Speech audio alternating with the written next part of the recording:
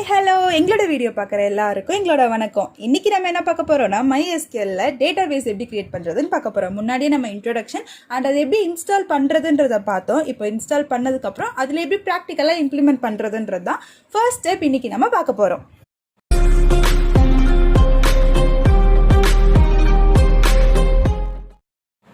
Friends, first கான்செப்ட்ஸ்குள்ளே ப்ராக்டிக்கலாக implement பண்ணுறதுக்கு முன்னாடி நம்ம எந்த கான்செப்ட்ஸ் எடுத்தாலும் எந்த டாபிக்ஸ் எடுத்தாலும் அதுக்கு வாட் வை ஹவுன்ற கொஷின்ஸ்க்கு நமக்கு ஆன்சர் தெரிஞ்சுக்கணும்.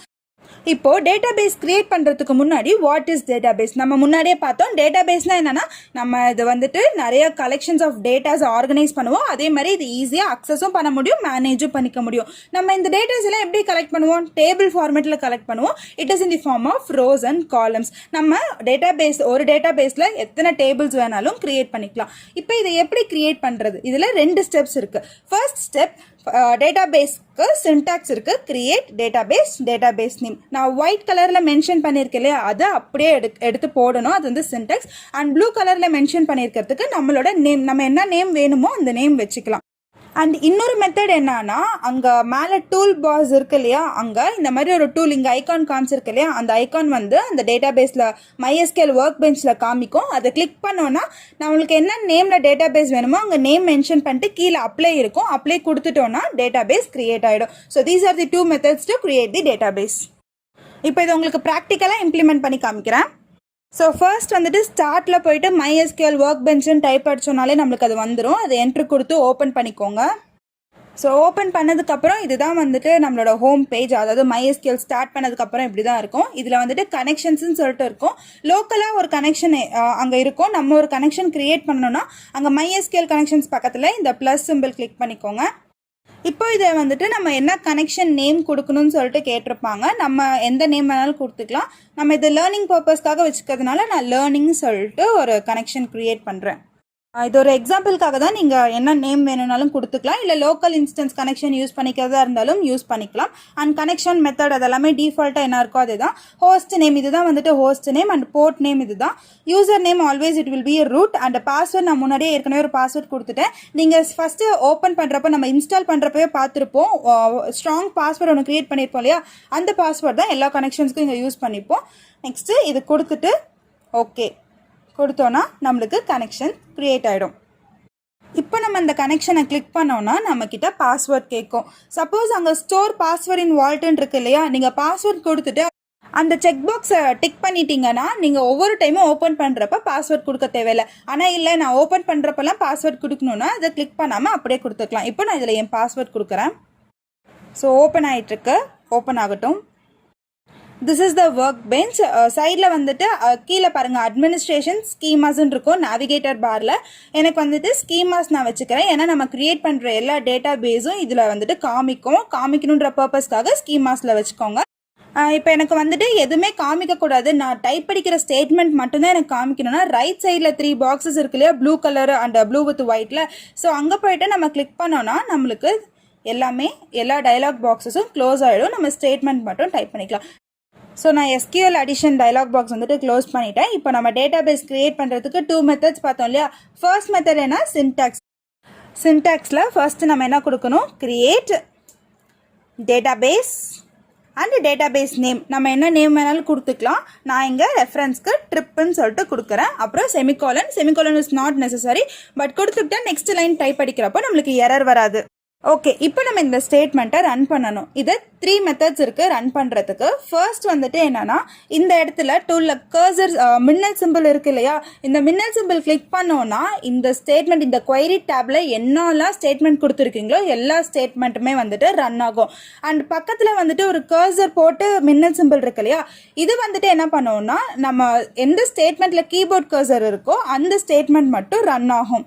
அண்ட் தென் கீபோர்ட் ஷார்ட்கட் என்னென்னா, நம்ம செலக்ட் பண்ணிவிட்டு ஸ்டேட்மெண்ட்டை செலக்ட் பண்ணிவிட்டு Ctrl+Shift+Enter கொடுத்தோன்னா ரன் ஆகும். உங்களுக்கு எப்படி ஈஸியோ அப்படி ரன் பண்ணிக்கோங்க. And keyboard method is best because அது ரொம்ப ஈஸியாக இருக்கும். நம்ம டைப் பண்ணிவிட்டு செலக்ட் பண்ணிவிட்டு அப்படியே Ctrl+Shift+Enter கொடுத்துக்கலாம். பட் உங்களுக்கு எது ஈஸியோ அதை நீங்கள் ஃபாலோ பண்ணிக்கோங்க. நெக்ஸ்ட்டு வந்துட்டு செகண்ட் மெத்தட் பார்த்தோம் இல்லையா, அதில் டூல் பாரில் நம்ம என்ன பார்த்தோம், இந்த சிம்பிள் பார்த்தோம் இல்லையா, இது கிளிக் பண்ணோன்னா நியூ ஸ்கீமான்னு சொல்லிட்டு ஒரு டேப் ஓப்பன் ஆகும். அந்த டேப்ல நேம்ல நம்ம என்ன நேம் கொடுக்குறோமோ அந்த நேம்ல வந்துட்டு ஓப்பன் ஆகும். இங்கே வந்துட்டு சும்மா ஒரு ஹலோ அப்படின்னு சொல்லிட்டு ஒரு டேட்டா பேஸ் கிரியேட் பண்ணலாம்.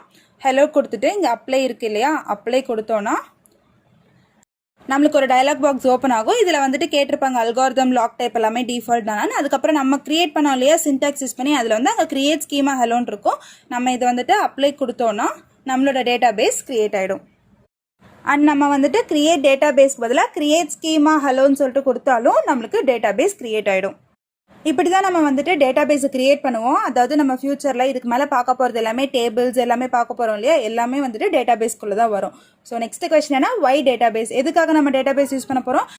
நம்ம கிரியேட் பண்ண போகிற டேபிள்ஸ் எல்லாமே ஒரு டேட்டா பேஸ்க்குள்ளே தான் வரப்போகுது. அண்ட் அதே மாதிரி with the help of the data base only we can easily store the information and also we can able to easily access the information. And real டைமில் ஒரு எக்ஸாம்பிள் சொல்லணும்னா, ஸோ நம்ம அட்டண்டன்ஸ்ன்னு சொல்கிறோம் இல்லையா, அட்டண்டன்ஸுன்றது ஒரு டேட்டா பேஸ். நம்ம அதுக்குள்ளே பார்க்குறப்ப என்ன இருக்கும், சீரியல் நம்பர் இருக்கும், roll number, serial number, anything, and name இருக்கும். அந்த நேம் பக்கத்தில் இந்த டேட்டில் யாரெல்லாம் ப்ரெசென்ட் யாரெல்லாம் ஆப்சென்ட். ஸோ அட்டண்டன்ஸுன்ற டேட்டா பேஸ்க்குள்ளே தான் அந்த டேபிள்ஸ் இருக்குது. அதனால டேட்டா பேஸ்க்குள்ளே தான் நம்ம போடுற எல்லா டேபிள்ஸும் வரும். நம்மளுக்கு எத்தனை டேட்டா பேஸ் வேணாலும் க்ரியேட் பண்ணிக்கலாம். அண்ட் ஒரே டேட்டா பேஸில் எத்தனை டேபிள்ஸ் வேணாலும் நம்ம வச்சுக்கலாம். அண்ட் இந்த டேட்டா பேஸை நம்ம எப்படி யூஸ் பண்ணுறது?